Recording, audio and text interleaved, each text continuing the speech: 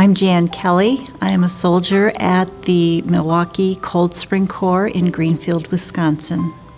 We live in the Milwaukee area, and for a number of years we traveled down to Illinois and attended the Norwich Corps.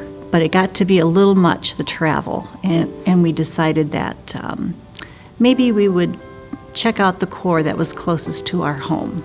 And that's this Corps, the Cold Spring Corps. We knew that it was a multilingual Corps, so we really didn't know what to expect when we walked in the door, but we wanted to give that a try. During part of the service, they have a welcome time where you go around and greet people. And other churches and Corps I've been to, you kind of stay right in your little area and greet everybody around where you're sitting. We didn't sit down until you had shaken everyone's hand.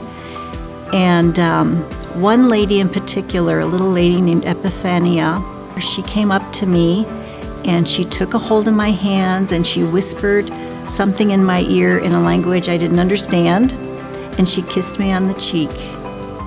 And I said to my husband, I think this is our Corps. I just instantly felt warm and welcomed. Well, when we're in worship here at Cold Spring, there are a number of people who speak little to no English, and there are a number of people who speak little to no Spanish. But we have worship in both languages. We have singing in both languages.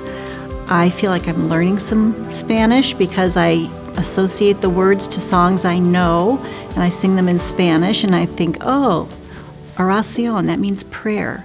So I'm beginning to figure those things out. But we also have scripture reading in both languages. Sometimes we read the scripture out loud in our language, so it's a lot of different languages going on at the same time.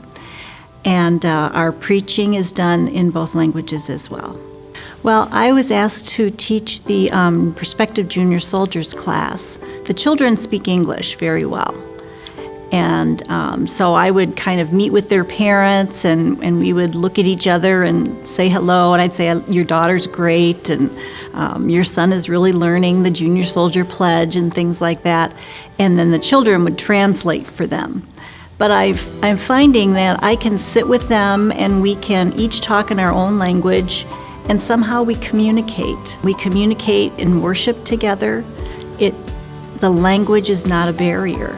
I've thought of some things in my growing up that maybe prepared me for being in a community, a multicultural type of community.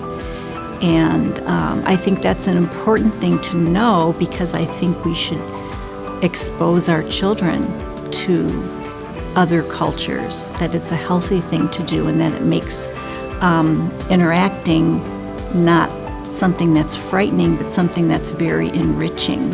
It's not a scary thing, it's a very beautiful thing. And I feel like when we get to heaven, that's the way it's going to be. It's going to be very multicultural. And we can have just a little bit of that here when we worship in a multicultural setting. All the cultures will be together, and we'll be singing and praising God in our own language, maybe in a new heavenly language. I think that people who avoid being in a multicultural setting really miss out on a very enriching experience, to be able to worship together and be in community together, share with your families together. It becomes a very family, beautiful experience, and you experience different kinds of foods, different kinds of languages, music, but you all worship the same Lord. And that is the binder right there, is your worship of Jesus Christ. And that transcends everything.